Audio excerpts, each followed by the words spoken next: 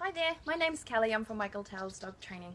If you're thinking about getting a new puppy, or you just want to learn more about how to set your puppy up for success, from things like making sure that you've got the right equipment, what to do when you first bring your puppy home, and how to teach new behaviours so that your puppy does appropriate behaviours rather than undesirable behaviours, then follow our videos over the next couple of weeks.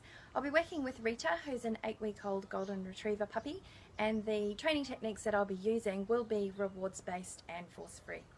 So a question that I often get asked is, how will my puppy know right from wrong? So all puppies and animals for that matter will repeat behaviours that are reinforced, so even if the reward that the puppy gets is unintentional. So to train appropriate behaviours, there's really three things that we need to focus on. The first thing is to control or manage their environment to prevent the puppy from getting themselves into trouble. So puppies often do things like chewing inappropriate objects, jumping up on counters, jumping up on furniture. So you want to be using things like baby gates, leashes, long lines to make sure that they can't practice that behaviour. The second thing that you need to do is to remove reinforcers for unwanted behaviours. So a good example of that is if a puppy jumps up on a person, the person bends down to pat the dog, then the dog has been reinforced for jumping up. So that's assuming that the dog finds the pats to be reinforcing. So you want to make sure that you're thinking about what is it that you're reinforcing, and do you want to be reinforcing that behaviour.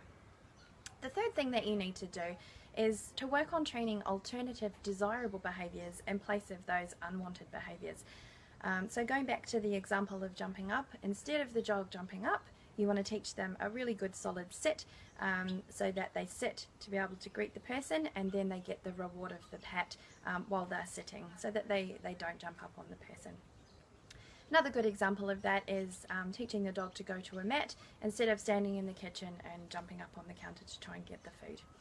Another question that I get asked is, when do I start the training? So as soon as you bring your puppy home, they're going to be learning and forming habits based on every interaction that you have with your dog. So the answer to that question is that you really want to be starting the training from day one. It is much easier to develop good habits and from the start, rather than waiting until bad habits form and then having to undo or fix or retrain those behaviours. Rewarding good behaviours is also a really good way to bond and to develop the relationship with your dog.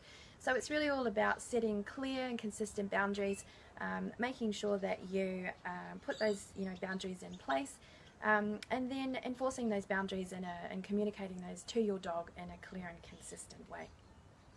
So please check back for more videos over the next few weeks. You can like and follow our page so that you are notified when the videos are posted.